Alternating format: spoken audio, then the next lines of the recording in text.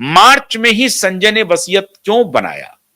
और अगर संजय वसीयत बना रहे तो ऐसा मुमकिन ही नहीं है जिसमें वो करिश्मा को लेकर के कुछ नहीं किया या उनके बच्चों को लेकर के कोई बात नहीं की। ऐसा इम्पॉसिबल है, हो नहीं सकता है।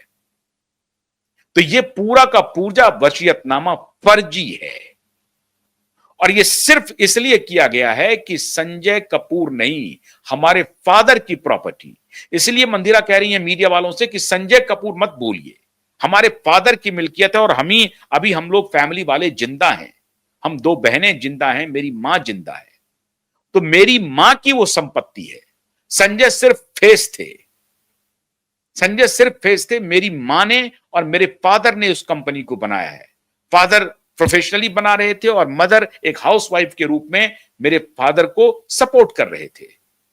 तो अगर मेरे फादर के जाने के बाद वो संपत्ति, वो पूरी कंपनी मेरे मां के नाम से ट्रांसफर होनी चाहिए, वो नहीं हुआ। खैर, वो एक इकलौता बेटा थे, उन्होंने उस संपत्ति को वारिस बनाया कि चलिए ये संजय उसको देखेंगे, संजय आगे बढ़ाएंगे। लेकिन संजय ने जब तीसरी शादी कर ली तो मामला पेचीदा हो गया और जो तीसरी बहू आई उन्होंने एक प्रकार से ऐसा विल बनवा लिया, ऐसा वसीयतनामा बनवा लिया जिसमें सब कुछ प्रिया सचदेव के नाम कर दिया गया। मार्च में यह वसीयतनामा बनता है और जून 12 को संजय की मौत हो जाती है। अब यहीं से खेल शुरू हो रहा है। मार्च 2025 में वसीयतनामा बनता है और जून में संजय कपूर की मौत हो जाती है। क्या संजय कपूर की मृत्यु में कुछ बड़ा खेल छिपा हुआ है? क्या संजय कपूर की हत्या हुई है? और अगर हत्या हुई है तो कैसे हुई है? साक्ष्य, पोस्टमार्टम रिपोर्ट तो कह रहा है कि हत्या नहीं हुई है, मौत सामान्य है।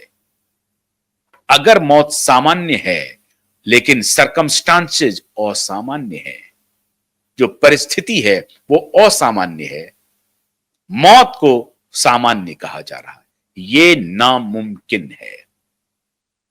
अब वसीयत मार्च में, जून में मौत और फिर मां की भी कोई हिस्सेदारी नहीं, बहन को है ही नहीं। खैर, जो दूसरी पत्नी थी करिश्मा वो कहीं नहीं है, उनके बच्चे का क्या होगा ये भी उसमें नहीं स्पष्ट है। अब ये सब कुछ प्रिया ने अपने ऊपर ले लिया। मतलब प्रिया अगर चाहेगी किसी को कुछ देना तो देगी, नहीं चाहेगी तो नहीं देगी। और इसीलिए ये मामला अदालत पहुंचा है और इसीलिए करिश्मा ने अपने दोनों बच्चों के भविष्य के लिए अदालत का दरवाजा खटखटाया है कि वो संजय कपूर के पिता की प्रॉपर्टी है।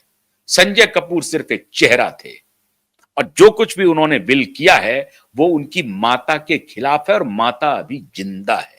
तो आप मान के चलिए ये केस अदालत में टिकेगा नहीं। हालांकि एक लॉयर, बड़े लॉयर उसको दे रहे हैं, उनको मोटा पैसा भी मिल रहा होगा, पैसे के सामने सब चुप हो जाएंगे। लेकिन चूंकि उनकी मां अभी जिंदा है और मां ने सवाल उठा दिया है तो बहन के सवाल तो एक पल के लिए थोड़े बहुत कह भी सकते हैं कि बहुत कंसिडरेशन में नहीं आएगा, लेकिन मां के सवाल तो आएंगे ही। और मां ने ही एप्रीहेंशन जताया है, शंका जताई है कि मेरे बेटे की मौत सामान्य नहीं है, मुझसे गलत तरीके से किसी पेपर पर सिग्नेचर कराए गए हैं। जब हम पूरी तरह से होशो हवास में नहीं थे, दुखी थे अपने इकलौते बेटे के जाने के गम में, तब मुझसे किसने साइन कराया मुझे कुछ भी पता नहीं है, ये संजय की मां कह रही है। इसलिए अदालत में प्रिया सचदेव के लिए मुसीबतें खड़ी हो गई हैं। अब माननीय प्रिया जो सोच रही हैं कि लोभ उनको जो है, ये 30,000 करोड़ की कंपनी का जो लोभ है ना, वो उनको उनसे बार बार गलती करा चुकी है।